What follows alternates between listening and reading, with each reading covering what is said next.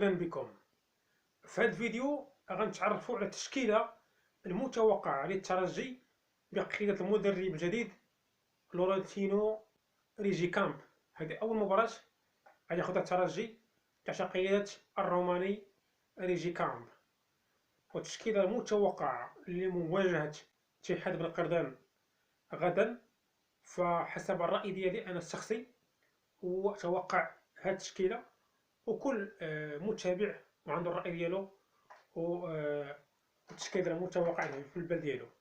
فكل واحد فيكم يطرح لنا التشكيلة اللي على البال ديالو اللي ممكن يلعب بها الترجي غدا ضد القردان في التعليقات، ونشوف شكون اللي عجب التشكيلة صحيحة للترجي ضد فريق بن قردان.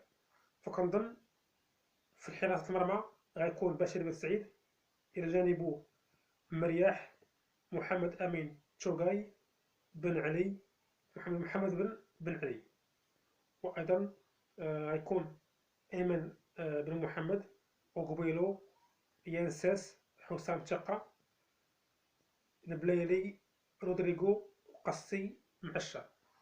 هذه التشكيلة حسب الرأي ديالي الشخصي، وربما كنظن بلي غيكون فيها تغييرات اللي هما غياب إبعاد روجي وهولو، أيضا إبعاد أمان الله مميش، والاستعانة بن سعيد، وأيضا قصي مع الشال اللي ظهر بشكل جيد، حتى اللاعب توغاي منتخب الجزائر، وأيضا مرياح والبلايلي أيضا.